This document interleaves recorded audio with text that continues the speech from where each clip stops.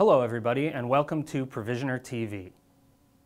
I'm Andy Hanacek, Editor-in-Chief of the National Provisioner, and in today's video I sit down with David Van Eekeren, President and CEO of Land of Frost. David gave me an update on the variety of product lines the company has in the marketplace, but first we discussed the company's latest news, its groundbreaking for its new headquarters in Munster, Indiana. 3 years ago, actually 5 years when we started our growth plans, for the company growth plans, we realized we needed some infrastructure in people. We needed to grow not just our product lines, but also the talent we had within, and we didn't have all the resources in terms of people we needed to really develop the growth plan. Well, the time has come that we're physically out of space. So we started initially plans to expand this building. The building's not ideal. It's an old warehouse with some office space added onto it.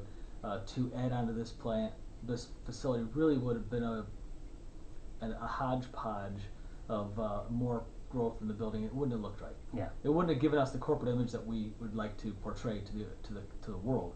So we started looking at various sites in this community and other communities and landed on Munster, Indiana. Mm-hmm. Luckily, it's a 6-minute further commute for all of our employees that live west of here. Mm-hmm. Munster is a great community just over the border of Illinois, so we're not losing the cultural feel of the Chicagoland area. Mm-hmm. But we do have a new home, and we're really building a architecturally stunning building, 27,000 square feet, which doesn't sound like a lot, but we're adding that in that facility. We're going to be adding a fantastic test kitchen, mini C-store for our employees. Some great spaces and work environment. That's just a huge upgrade. Additionally, David shared with me some of the sustainable features of the new headquarters. This building could be LEED certified if we want to go through that process. Some of the specifics: it's got the bioswales, and the outside drainage systems are really designed to take the water runoff, filter it before it hits the local water supply, and drain, stormwater system.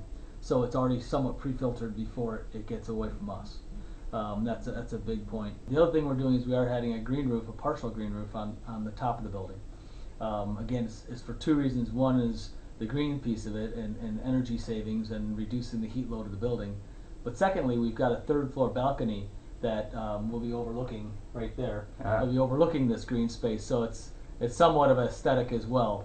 Since winning our Processor of the Year award in 2012, Land of Frost has had some good success beyond just the facility improvements. David shared with me some product news that has really propelled the company to success, both in the marketplace and in the pipeline.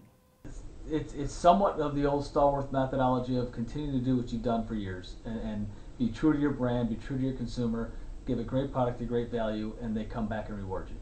But secondly, we've added some new products to the mix as well. We continue to add new and great flavors of our premium line, which is obviously our #1 product line. Our Black Forest ham, for example, is now one of the best. It is the best-selling Black Forest ham in the country, and that has taken off. In every retailer in the country should have it if they don't on their shelves, because it's one of the best-selling products in the premium line. But we've also added sub-kit lines. We continue to grow that line. Yeah. Bistro continues to be a great runner, and I think we just, again, nothing revolutionary, just keeping up with good business practices, offering consumers and the retailers the best product at a great value, and they continue to reward us. We continue to be innovative, that we continue to look for new products and new processes, and we will be coming out. I'm not going to make a formal name announcement, but we're launching a new brand of lunch meat in the next 3 months. Furthermore, Land of Frost has had a lot of success with its new Minis product, a product that's only about a year old.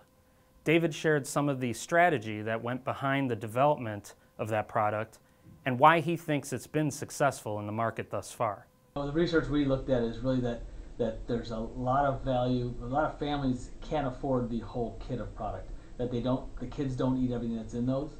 So as we did our research, they said, what do they really want to do? They're making homemade lunches for their children, giving them crackers and giving them a little piece of lunch meat. And so as we did our research, that was one thing we found out, that people like to do it on their own.